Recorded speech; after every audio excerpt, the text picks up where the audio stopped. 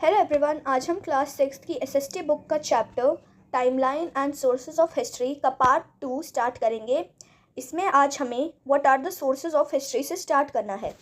तो फिर sources of history वो चीज़ें होती हैं जिनसे हमारे हिस्ट्री के बारे में हमें पता चलता है कि वो सोर्सेज वो चीज़ें जो हमें हमारी हिस्ट्री के बारे में हमारे पास्ट से जुड़ी हुई इन्फॉर्मेशन देते हैं, चाहे वो इन्फॉर्मेशन हमें किसी प्लेस से मिले, टेक्स्ट से मिले, पर्सन से या फिर किसी भी चीज़ से वो हमें इन्फॉर्मेशन मिले हमारे पास्ट के बारे में। तो फिर यहाँ पे हमारे पास एक टेबल है, उसमें रिलेशन गिवन है, उनका हमें नेम लिखना है, ऑक्यूपेशन, प्लेस ऑफ बर्थ और सोर्स ऑफ इन्फॉर्मेशन कि आपको ये इन्फॉर्मेशन कहाँ से मिली।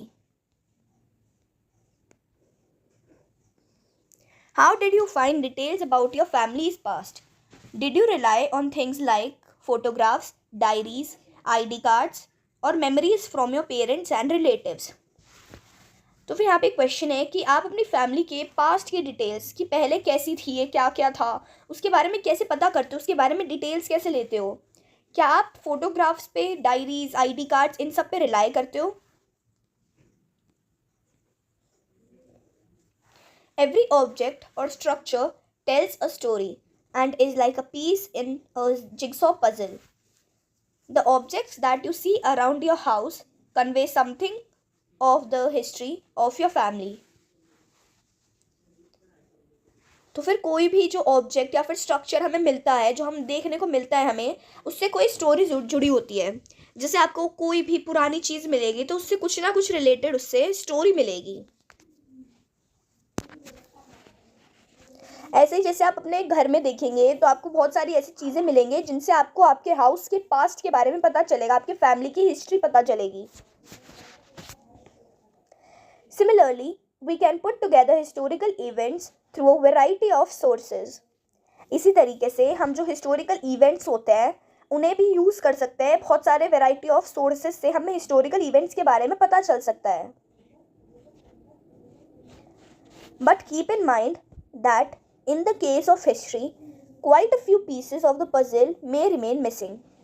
पर आपको एक चीज़ ध्यान में रखनी है कि जब हम हमारे किसी हिस्ट्री के बारे में हम हिस्ट्री की बात करें तो फिर उसमें कुछ पीसेस ऐसे होते हैं जो हमने ऊपर देखा था कि जो हमारी हिस्ट्री को हम सॉल्व करते हैं वो एक पीस ऑफ पज़ल की तरह है, मतलब वो पज़ल की तरह एक।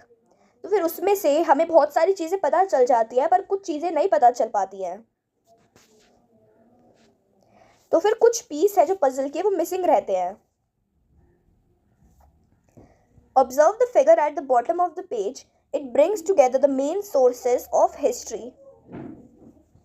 तो फिर यहाँ पे जो आपको ये फिगर दिख रहा है ये आपको हिस्ट्री के बारे में दिखाता है, हिस्ट्री के सोर्सेज के बारे में दिखाता है। जैसे oral sources, literacy sources, artistic sources, archaeological sources. तो इनसे रिलेटेड बहुत सारी चीज़ें हैं जैसे Indian literature, foreign accounts, paintings, sculpture, pottery, tools, weapons, monuments, copper plates, folklore, ऐसी बहुत सारी चीज़ें हैं। इसे आप एक बार अच्छे से देख लेना, समझ लेना। You do not need to remember them all now. We will now use some of them as we go along. तो फिर ये जो ऊपर था इसे आपको याद करने की कोई ज़रूरत नहीं है अभी। हम इसमें से कुछ चीज़ों का अभी यूज़ करेंगे समझने के लिए। When historians study, historians माने person who studies and writes about the past. कोई ऐसा पर्सन जो हमारे पास्ट के बारे में स्टडी करता है और लिखता है उसे हिस्टोरियन कहते हैं। से अ किंग और queen of 1500 years ago, an ancient monument, a war or some items of trade, they take great care to gather information from as many sources as they can find and consult. तो फिर जो historians होते हैं वो study करते हैं, मान लो किसी किंग या फिर क्वीन की जो 1500 ईयर्स पहले थे, या फिर किसी एंशियंट मॉन्यूमेंट की, किसी ट्रेड कराई जाने वाली चीज़ों की, वॉर्स की, उनको बिल्कुल अच्छे से इन्फॉर्मेशन को निकालने की कोशिश करते हैं जितने भी सोर्सेज से वो निकाल सकते हैं। मतलब वो हर सोर्सेज से जाके कोशिश करते हैं कि हमें इस चीज़ के बारे में इंफॉर्मेशन मिल सके। Sometimes the sources confirm each other, eight other times sources में गिव कॉन्ट्राडिक्टरी इंफॉर्मेशन। तो जैसे वो अलग अलग सोर्सेज से इंफॉर्मेशन गैदर करते हैं, तो फिर कभी कभी तो वो इन्फॉर्मेशन एक दूसरे से मैच कर जाती है और कभी वो कॉन्ट्राडिक्टरी हो जाती है, वो बिल्कुल भी मैच नहीं करती है, बिल्कुल ओपोजिट होती है। In which case they need to decide which source they can trust more. तो फिर जो ऐसे केसेस होते हैं कि जिसमें आपको जो सोर्स मिले हैं हिस्ट्री के बारे में वो मैच नहीं करते हैं, अलग अलग सोर्सेज से मिले हैं जो, तो फिर उसमें किसी एक को चूज़ करना होता है जिस पे आप ज़्यादा ट्रस्ट कर सकते हो, जिस पे आपको ज़्यादा भरोसा हो रहा है कि ऐसा हुआ होगा। That is how they try to recreate the history of the period they are studying. इस तरीके से वो हिस्ट्री को रिक्रिएट करते हैं, उस पीरियड की हिस्ट्री को रिक्रिएट करते हैं जिसे वो पढ़ रहे होते हैं। Who contributes to all these sources of history. तो फिर जो हिस्ट्री के सोर्सेज हमें मिलते हैं इन्हें कौन कंट्रीब्यूट करता है, किन की वजह से मिलते हैं हमें? Historian themselves, but also archaeologist, epigraphist, anthropologist, experts in literature and languages and some मोर।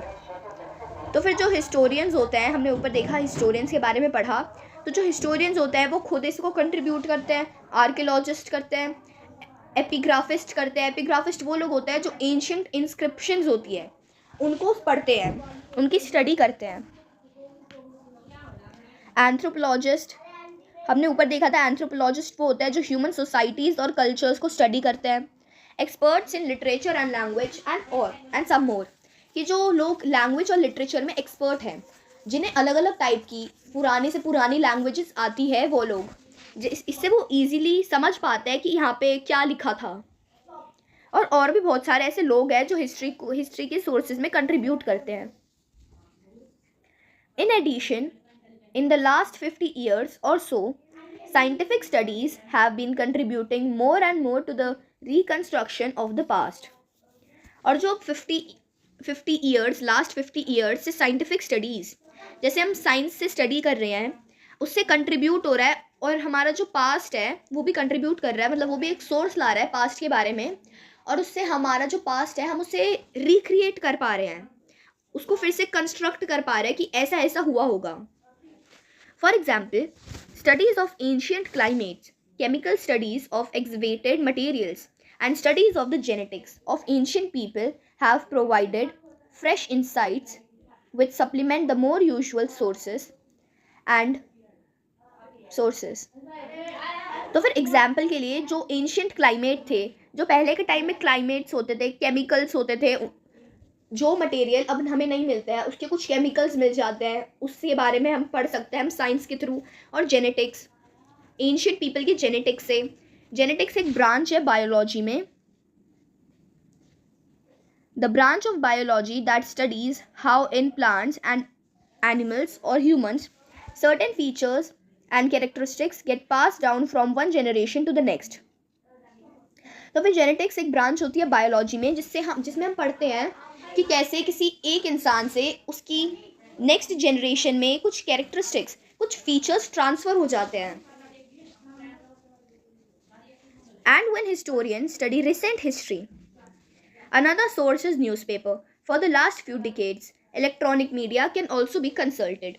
और जब अब के टाइम में जो हिस्टोरियंस हिस्ट्री को पढ़ते हैं, इस रिसेंट हिस्ट्री को पढ़ रहे हैं, इनके लिए हमें सोर्सेज मिल जाता है, जैसे न्यूज़पेपर से हमें पता चल जाता है, कुछ डिकेड्स पहले बातें हुई थी वो हमें पता चल जाती है न्यूज़पेपर्स और इलेक्ट्रॉनिक मीडिया के थ्रू, तो फिर इनसे हम पता कर सकते हैं। The beginning of human history, इस टॉपिक से हम हमारे नेक्स्ट पार्ट में स्टार्ट करेंगे।